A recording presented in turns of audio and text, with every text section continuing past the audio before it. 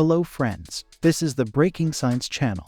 On today's episode, you will be treated to an attempt by Elon Musk, who tried, but failed, to take control of OpenAI ChatGPT, which has been turned into a platform with plugins. The unmanned Apple car that crashed, the brutal Hyundai Mufasa crossover, the 3D printed Relativity Space rocket that passed a crucial test and survived a flight through Max Q, and the new generation of Starlink satellites that crash into orbit. All this and more right now. Here we go. So we begin today's issue with Elon Musk, who tried, but failed, to take control of OpenAI. In 2015, Elon Musk co-founded the startup OpenAI, which was conceived as a non-profit organization for research and AI for the public good. In 2018, Musk tried to lead the organization, arguing that it was lagging behind Google in development. But after failing, he refused to fund the project further on a large scale. OpenAI changed its business model by making a steep U-turn to attract corporate resources and found Microsoft. In 2018, Musk offered to take direct control of OpenAI, but that offer was rejected by OpenAI's other founders, including Sam Altman, now CEO, and Greg Brockman, now its president. Musk then resigned from the OpenAI board, citing a conflict of interest with his work at Tesla, and abandoned his original intention to invest $1 billion in the company, limiting himself to 10 times the amount. This decision by Musk posed a serious problem, since the development of large-scale AI models, such as the daily image generator and the text-based generative AI GPT, required a huge financial investment. So by 2019, OpenAI was forced to announce the creation of a new commercial organization to fund its research and very quickly received billions in investments and resources from Microsoft, which in addition secured exclusive licenses to use OpenAI technology in its products. OpenAI has not yet commented on the claim that it was the loss of funding from Musk that prompted the company to collaborate with Microsoft, but this version is very plausible. It is important to note that many in the community consider OpenAI's pivot to corporate interests to be an important moment, not only because of the change in OpenAI's original principle, but also for the desire to launch new products and AI as soon as possible, which could have dangerous consequences. Musk has repeatedly expressed dismay at the change in OpenAI policy. In February, he wrote on Twitter that OpenAI has cost the company closed source as profitable as possible to effectively control Microsoft, adding that this was not what he meant at all.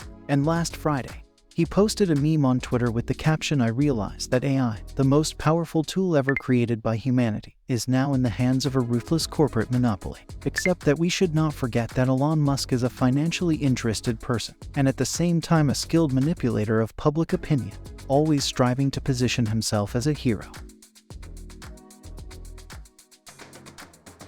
And by the way, OpenAI has added support for third-party plugins to the GPT chat. This will significantly expand the chatbot's capabilities. For the first time, give it access to live data from the internet. So far, GPT has only been able to retrieve information from specially selected training data. A small group of users will have access to the plugins for now. As of today, there are 11 plugins. They work with external sites, such as Expedia, OpenTable. A few plugins OpenAI has prepared for itself, one for interpreting code, another finds for the ChatGPT information from the internet. As Sam Altman wrote on Twitter, the plugins are still at a very experimental level, but said he sees this development direction as something great and stressed that this feature has been very much requested by users. As an example of the feature in plugins, the company showed how a user asks the GPT chatbot to compare sales of this year's Oscar-winning films with recently released ones. The bot shows what sources of information it used before giving an answer. The GPT chat didn't know how to do that before. Microsoft Bing has a similar feature, but made to order. However, the OpenAI plugin doesn't just search the web for information. It can also connect to APIs to perform actions on behalf of the user. Bing can find flights and hotels for you if you're planning a vacation, and the GPT chat can help book them. As for the possible risks of delegating authority to a chatbot with artificial intelligence, which has already once managed to hire a person to bypass the protection of CAPTCHA, the company assures that it has considered the potential danger and increased security measures, in particular limiting access to plugins to an extremely narrow circle of people. The Taiwanese company Acer, known primarily for its computers and all kinds of peripherals, suddenly announced the release of an urban electric bicycle that uses artificial intelligence technology. The bike doesn't have the usual manual gearbox. Instead, an AI-powered algorithm can automatically adjust the driver's assistance based on an analysis of personal preferences, pavement conditions, and other factors. It is claimed that, over time, the vehicle even begins to adjust to the owner. The bike can sync with a smartphone via Bluetooth through a proprietary app, allowing it to track battery status, receive bike theft notifications, and track the bike via GPS. Through the app, you can also turn the bike on and choose one of 3 riding modes. Inside, the bike hides a 460 watt-hour battery from M-Peace Energy, a subsidiary of Acer, rated for 110 kilometers of travel. The battery is removable, allowing it to be charged indoors and used to recharge other devices. A full charge takes 2.5 hours. The 250-watt motor can be installed on the front or rear wheel. A top speed of up to 25 kilometers per hour is claimed. The price and release date of the Acer electric bike has not yet been announced. Moving on, according to Mac reports, the number of accidents involving Apple's autonomous vehicles has reached 60. Thus, information from the California Department of Motor Vehicles confirmed that back in February 23, the company's drone was involved in an accident. The incident occurred as a result of the fact that the car failed to cope in a turn, hitting the curbs and partially deforming the wheel rim. The vehicle was under manual control at the time and no injuries were reported. Despite the 16 incidents, Apple's autonomous cars performed better than those of other companies testing autonomous driving technology. Department data shows that Apple currently operates 67 vehicles equipped with their sensor, with 201 drivers on staff for testing. Meanwhile, Hyundai has unveiled the new Hyundai Mufasa crossover, which is positioned as a replacement for the Hyundai Roman 935. So far it is a concept. However, the production version will be possible to see during the Motor Show in Shanghai on April 18, and sales will begin in early July. The car has a high ground clearance, a pronounced off-road body and related tires, as well as running boards and reinforced bumpers. There is an unusual trunk on top. In the area of the rear left pillar there is a strange element, the purpose of which is not clear yet. At the rear, Hyundai designers created stoplights in the form of an oval, inside which there is an alphabetic Hyundai brand logo, a duplicate stoplight located on the rear spoiler. The Hyundai Mufasa's interior will be minimalist. There are practically no physical buttons on the front panel, and all controls are placed on the touchscreen display. The driver will also be available with a gaming dashboard. The production car will be equipped with a 2-liter atmospheric engine model G4NJ with a maximum output of 161 horsepower. A hybrid version will also be available.